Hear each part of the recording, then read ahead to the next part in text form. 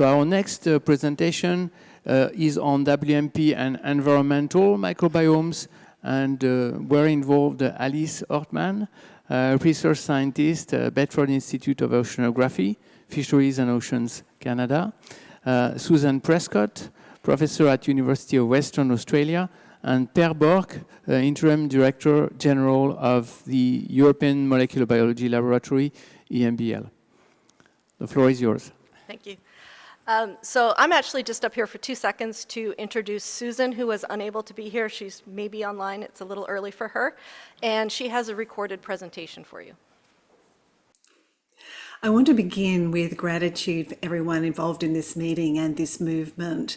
Bringing together diverse groups for collaborative efforts is what our world needs now.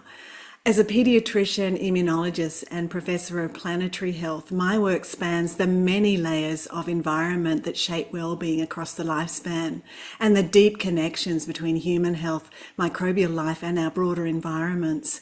This extends beyond our physical and emotional surroundings to the wider social, economic, political, and spiritual environments that influence well-being and justice. The planetary health challenges of the Anthropocene, climate change, biodiversity collapse, the soaring rates of chronic disease, reflect profound imbalances across all systems. They are symptoms of a deeper crisis of relationship. Our disconnection from nature, each other, and ourselves is mirrored not only in environmental degradation, but in rising loneliness, depression, polarization, and loss of meaning. At its core, this is a spiritual and cultural crisis. Human activity has disrupted the ancient cooperative systems that sustain life. Beneath the visible ecological destruction and disease lies the more subtle but profound effects on microbial ecology, the very foundation of life. New insights into ecological interdependence show that the human health crisis is inseparable from the social, political, and economic forces driving dysbiosis, which literally means life in distress. Disruptions in macro-scale ecology create cascading dysbiotic drift at the microecological levels, from soils and food systems to human microbiomes. Industrialization, pollution, ultra-processed diets, antibiotic overuse, and nature deficit are harming our cellular health. These shifts are directly linked to the pandemic of inflammatory, non-communicable diseases, including mental health disorders, a defining feature of our time. But the implications go deeper. We now understand that microbes are not just architects of physical and mental well-being, they also influence behavior and relationships. Through the gut-brain axis, microbes modulate mood, cognition, and emotion via neurotransmitters like serotonin and hormones like oxytocin, the love hormone, essential for empathy, bonding, and trust. Microbial disruptions reduce social behaviour in animals, while probiotics like L. reuteri found in breast milk can restore it. In experimental settings, aggression and antisocial behaviour have been transferred through microbiome transplants. While evidence in humans is still evolving, there are clear links between dysbiosis and anxiety, aggression, low empathy, and behavioural problems.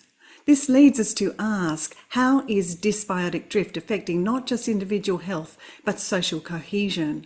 Could the crisis of polarization, distrust, and violence also have roots in damaged microbial ecologies shaped by the unhealthy environments we have created? If so, restoring microbial health may be essential not just for physical and emotional well-being, but for social resilience. This also has implication for our judicial systems. The emerging concept of the legalome explores how microbial imbalances may influence behaviour, cognition, and emotion, raising questions about culpability, intent, and fairness in justice systems. Similarly, nutritional criminology examines how ultra-processed food environments contribute to aggression, addiction, and social breakdown. Food exemplifies the interwoven nature of these crises. Ultra-processed products, engineered for profit over nourishment, harm microbial and metabolic health, disrupt traditional food relationships, and worsen social inequalities, especially in marginalised communities more vulnerable to dysbiotic drift. Even plant-based products marketed for sustainability often rely on synthetic additives that disrupt gut health. These trends reflect the commercial determinants of health, where corporate interests undermine collective well-being. This underscores the need for holistic cross-sectional solutions grounded in ecological interdependence, like One Health and planetary health. Planetary health is a solutions-oriented transdisciplinary field and social movement focused on the well-being of all life on Earth for generations to come.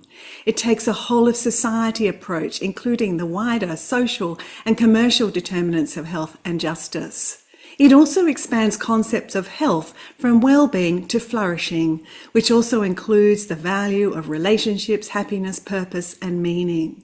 While the field initially emphasised Earth's biophysical systems, there's growing recognition that threats to our biosphere are deeply tied to threats to our psychosphere. This is a relational crisis in every sense, eroding our connections to nature, others, and self, reflected in conflict, destruction, and fraying social cohesion. True sustainability requires more than carbon neutrality. It depends on a transformation in mindsets and values, away from extraction, consumption, and rivalry. It requires something deeper, a shift in consciousness. As environmental lawyer Gus Speth put it, "I used to think the top global environmental problems were biodiversity loss, ecosystem collapse, and climate change, but I was wrong. The top environmental problems are selfishness, greed, and apathy, and to deal with these we need a spiritual and cultural transformation." Science alone cannot resolve this. We need a renewed understanding of our place in the world, a worldview of connection, reverence, and reciprocity that aligns with ancestral and indigenous wisdom, where to harm the earth is to harm the self. That is why emotional intelligence, compassion, and mindfulness are increasingly recognized as essential for systems change. The Inner Development Goals, or the IDGs, highlight the need for inner transformation to accelerate the Sustainable Development Goals. This aligns with efforts like the Earthrise community, which I lead, which bridges science and spirituality for planetary health. One of the most vital investments we can make for the future is nurturing emotional intelligence in children, fostering pro-social and pro-environmental values, and a stronger sense of connection and belonging. Sustainability is not possible without peace, love, wisdom, and forgiveness, the inner resources essential to individual and collective flourishing. The microbial world reminds us that even the smallest things shape the whole. Microbes flourish through cooperation. They share resources, adapt and communicate for abundance and resilience. These fractal patterns mirror society. Connected communities can be seeds of systems transformation. This is the essence of quantum social change, where coherence at one scale can ignite wider systemic change. What we pay attention to, how we relate, and what we value truly matters. So what can we do? We can nurture environments, biological and cultural, that support microbial diversity and human flourishing. That means healthy food systems, green spaces, equitable policies, and emotional education. It also means seeing ourselves as not separate, but as conscious participants in a living web of life. In the end, it's not just about saving ecosystems, it's about restoring meaning. By healing our relationship with nature and transforming how we live, relate, and think, we can find wholeness for individuals, communities, and the world we share. And initiatives like this are vital to that process. Thank you.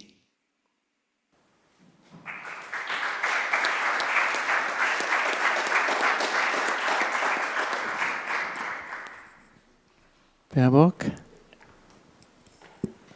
Okay, so Susan gave you a grand view of the microbiome, the impact it has also on us humans, and but likewise, we humans have a lot of impact on the environment. So I will take here more a planetary view and advocate the urgency and need to really explore the understudied planetary microbiome as soon as possible, because because of the diversity decline, we might run out of materials soon. So that everything is connected is not new in ecology, and that the environment plays an important role for microbes, not only from our host perspective or animal host perspective. That is a long story there.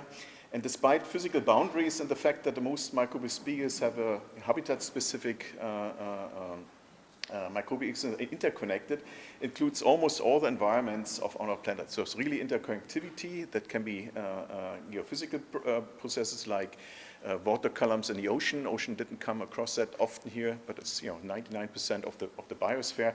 The currents, upwellings, etc. But also human-driven activities. And think about COVID, how the airplane spread the things within hours. So these interconnected is in contrast how we do microbial research. So, and it's very fragmented, and that's sort of the focus a little at how we can overcome it. So there are geopolitical fragmentations, but ecosystems don't really care about national boundaries, and Sahara dust doesn't care about continental boundaries. But again, research funding, for example, does care. There are lots of national projects, lots of national fleets for the ocean, etc., activities. But again, this is a planetary view, and here we have to overcome this, and it's a great audience here to really propagate this.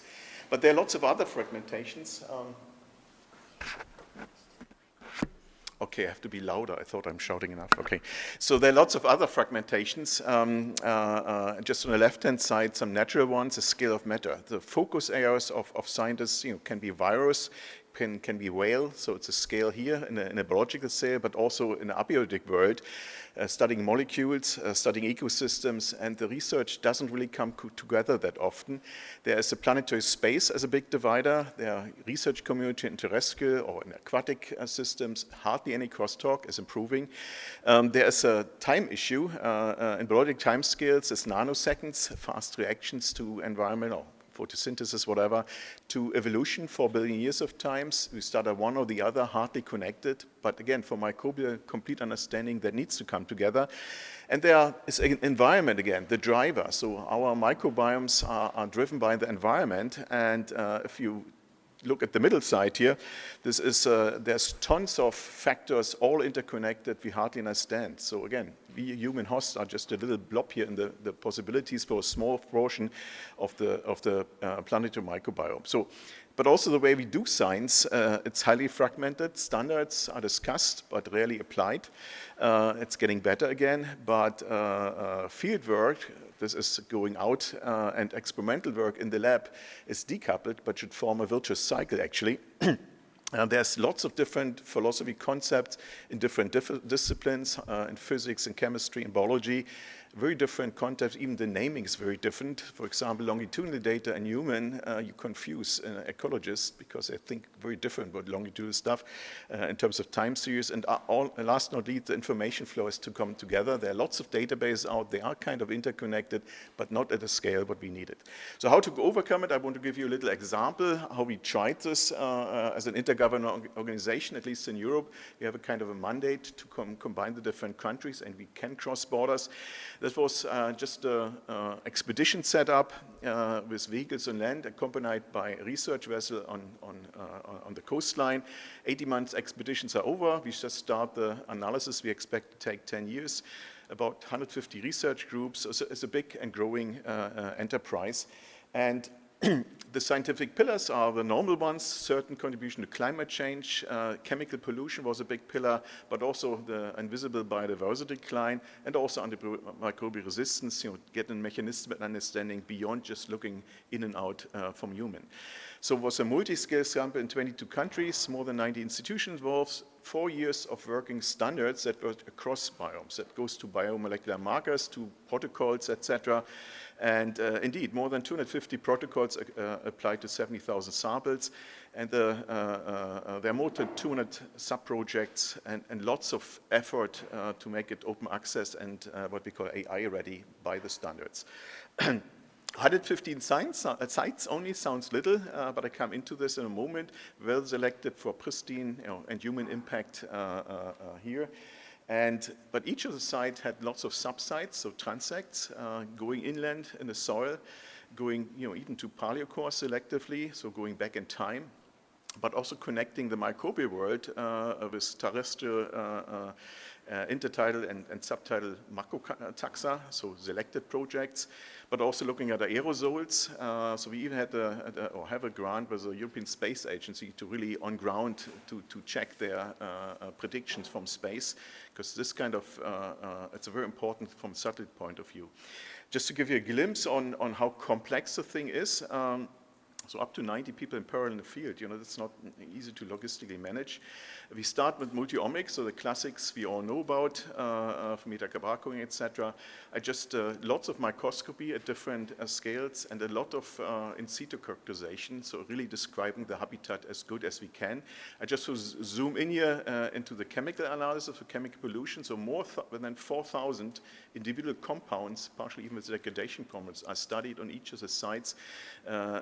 It includes lots of stuff that comes out of humans, like non-degradable pharmaceuticals, etc. There are other pillars, and it also comes back, but for Susan, we're saying we have to reach out. So I want to highlight an outreach pillar. It's targeting at school classes, because it's kind of circus coming around with vehicles, a boat, etc., and engaging, but also policymakers. What you see is a Estonian president visiting a track, but several research ministers from different countries came because it was an attraction, obviously also because they ended up in primetime TV with that, with the school classes and the science. But this has to be integrated to reach out. So we don't have much scientific results yet, but it will go on. We rebranded it into traversing ecosystems, and the next expeditions will go into European waterways, again, alongside with the terrestrial systems next door. Again, not running over yet another project, but integrating with lots of targeted national projects. And that's a big effort to bring people on board, but also coordinate with non-European kind of similar activities. We had pilots in Japan, for example, because Europe is a small bit of the world only, and obviously lots of emphasis on the data. So how do we bring this together? TRACK is one example. There are lots of other big projects with different foci area. We have to have in mind that the global R&D funding will go down in the next years, not everywhere, but in most parts of the world. Yet how we can come back and coordinate. So it's a need of coordination. So WMP is really one very good instrument, but there must be many more because it's such a complex exercise. So for example, we need to understand or requires to look beyond microbes more holistically, how to link to macrotaxa, not only animals and humans, or to abiotic knowledge bases, because they do impact the microbiome as well. It's a completely different world, but we have to integrate if we want an understanding. So concerted efforts are also, again, needing for the data integration, the resources, AI, and they benefit from really standards and shared protocols. And people talk about it, but it's a huge effort in different fields really to try to agree on things here. And all that, again, could be another hub for this, but it has to be not in isolation, because if you orthogonally develop these things and the research goes in a different way, it doesn't work. Anyway, concluding, the key for knowledge is to understand the context of the microbes, the environments, and I try to illustrate how complex the exploration, the monitoring is already, but the potential for applications is enormous, and with that, the environment and the applications, I hand over to Alice.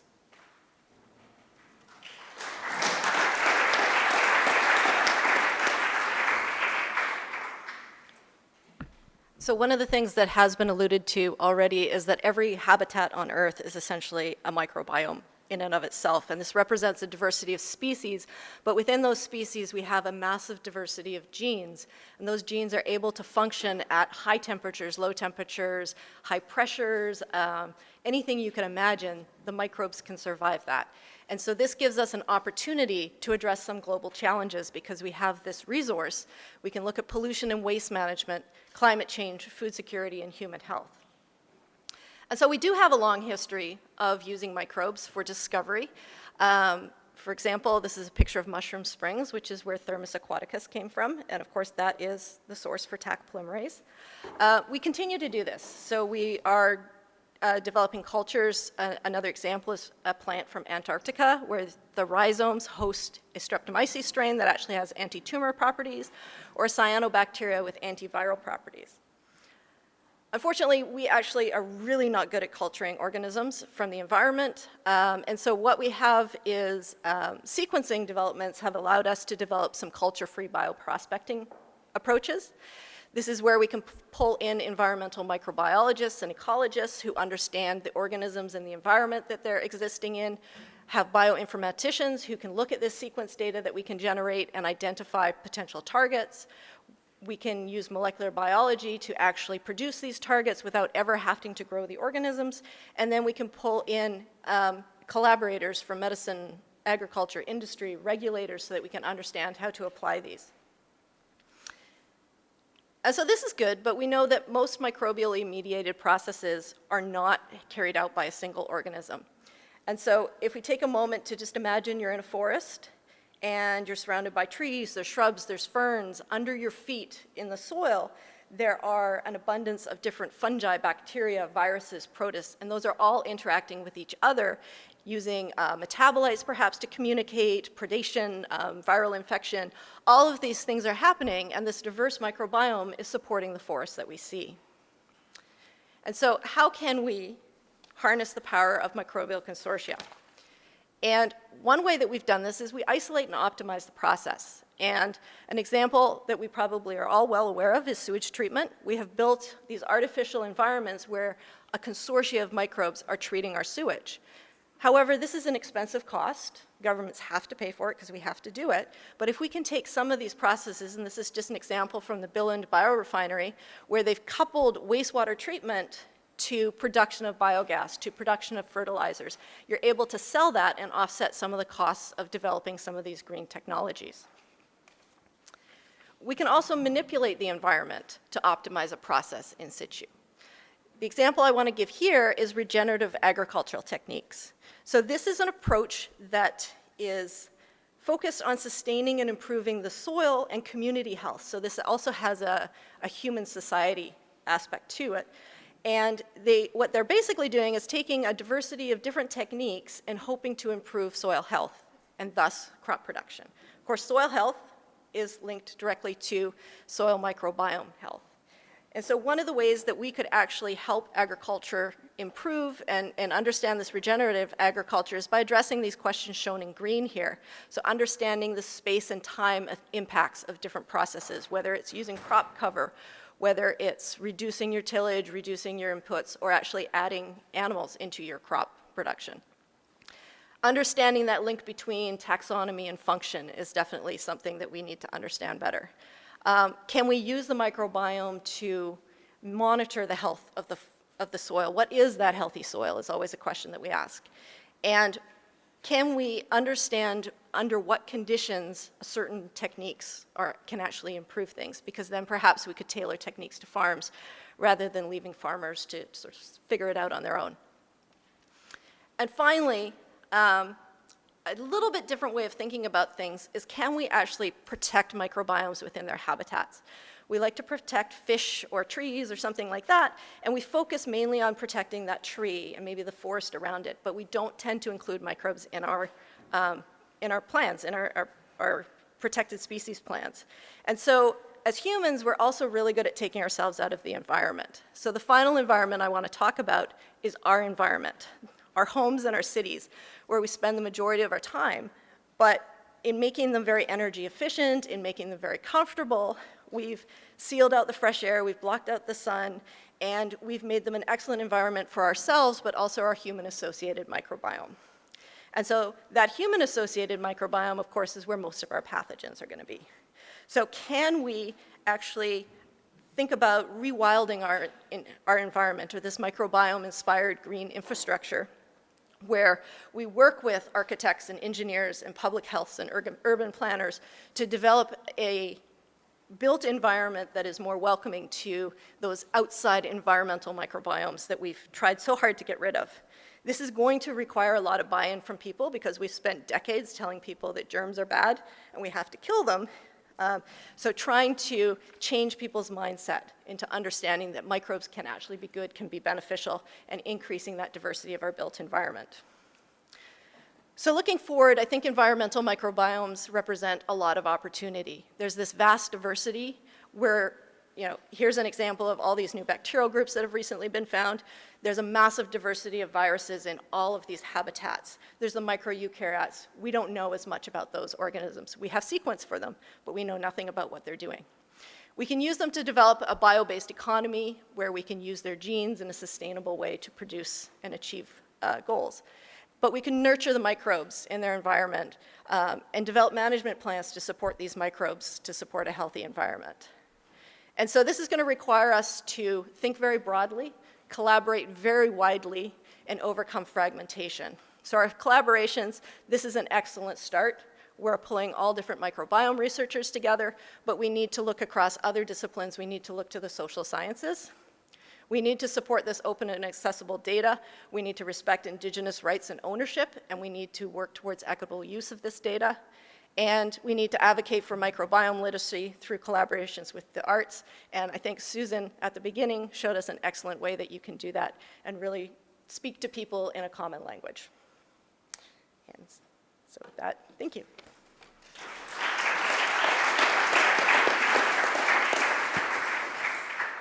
We have a couple of minutes for a question or two. Do we have one? Can you?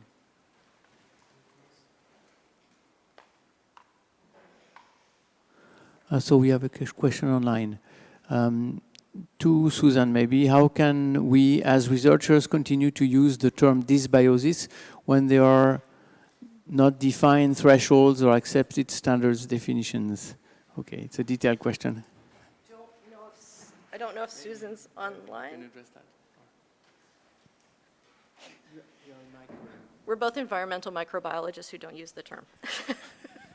This is a small question in the grant world, but the medical doctors use the BMI, although it's proven scientifically it's not a good measure, but it helps from the semantic perspective. So I agree the semantic might not be the best because we don't even know what a healthy human microbiome is properly, but at least because we know what it is about, it's a good operational definition.